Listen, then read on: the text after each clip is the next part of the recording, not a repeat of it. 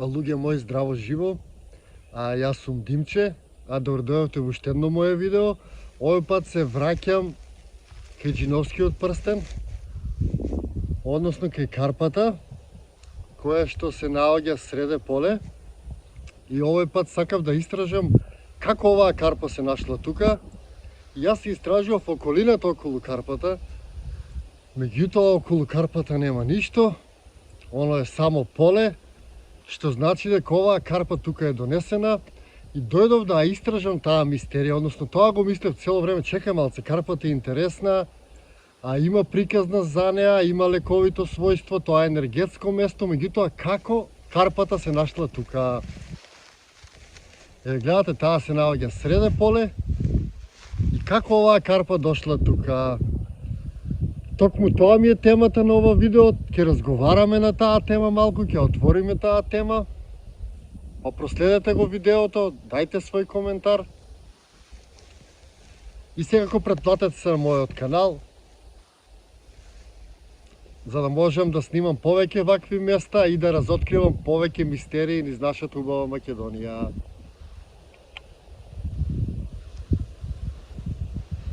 Ева карпата која што гледате зад мене, донез има куќа, значи таа е неколку пати поголема од куќата, што значи дека е многу тешка.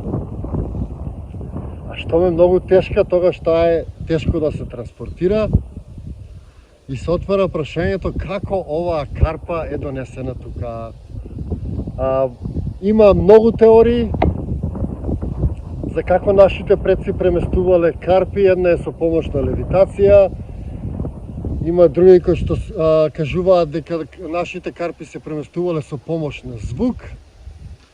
Исто така се зборува дека нашите предци поседувале огромна технологија, огромно знаење и дека дури тие поседувале и антигравитацијски уреди со кои што може да неутрализираат гравитацијата околу објектот и така да преместат карпата на во саканото место без да употребат многу енергија. Меѓутоа, зошто би го направиле нашите предци тоа? Зошто би носеле тие толкава карпа на ова место? Затоа што ова е енергетско место, енергијата на ова место е голема и токму тие тоа сакале да појачаат енергијата на ова место, за да можеме ние да се полниме од оваа енергија и целата област да има корист од оваа енергија.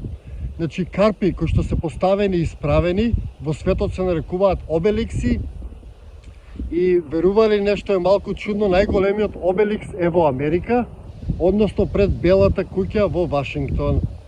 Меѓутоа, тој највисокиот обеликс, оваа зад мене карпа или обеликс, можеби е најмасивната карпа во светот, која што е поставена да има енергетска улога. И верували или не, доколку ја посетите оваа карпа, ќе го осетите тоа за што ви зборувам, ќе осетите незината енергија, ќе се осеќате енергизирано, ќе се осеќате освежено, ќе се осеќате помладено, ќе се осеќате полни со енергија.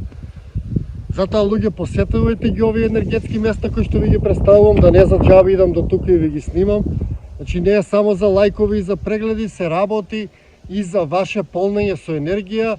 Доколку имате некои здравствени проблеми, може да посетите оваа карпа, да поминете 3 пати низ отворот на оваа карпа и да се чистите. Доколку имате едноставно недостаток енергија, можете да дојдете и да посетите и секако можете чисто да посетите од авантуристички причини. Еве како што гледате, карпата е огромна, лево од карпата нема ништо. Оно е поле, најблиски од рите неколку километри напред. Од десната страна на карпата има куќа, од куќата продолжува рит, кој што е низок рит, кој што исто нема карпи на него. Има некоја вегетација, нема никаде докази или остатоци од голема карпа. Значи, таа е донесена уште подалеку од овој рит. Тука. Најблиските карпи се на неколку километри од ова место. Значи, доколку е донесена, таа е носена неколку километри, замислете. Карпата е огромна, тежи можеби 200-300 тона. И јас не знам како е донесена оваа карпа тука. Ако вие знаете, одговорете во коментари и ве молам без тие објаснувања идиотски што ги учиме на школа, дека ние сме напредна цивилизација, дека нашите предци немале никаква цивилизација, никакво знаење, они користеле само, што користеле, еден алат и тоа е тоа. Јас во тоа не верувам, доказ се сите овие градби кои што ги имаме, дека некогаш луѓето имале способност да преместуваат карпи со голема тежина.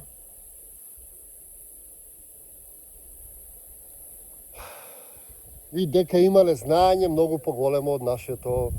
Сега ќе ви ја покажам и одблиску оваа карпа, па сами проценете колку е тешка и колку е лесно оваа карпа да се премести. Иначе, како што кажав во претходното видео, легендата за оваа карпа е дека таа му паднала некој џин. Меѓутоа, јасно е дека оваа карпа е сакрален објект, кој што нашите предци доаѓале и покажувале почит за природата, за енергиите. И едноставно оваа карпа представувала некој своевиден храм на локалното население или свето место. Односно место каде што енергијата е поголема од вообичаено, па затоа тие поставувале овакви објекти, затоа што, како што знаете, карпите ја зголемуваат енергијата. Односно, например, ако има подземна вода и вие поставите исправен камен, вие ќе смените енергијата на таа вода од негативна во позитивна.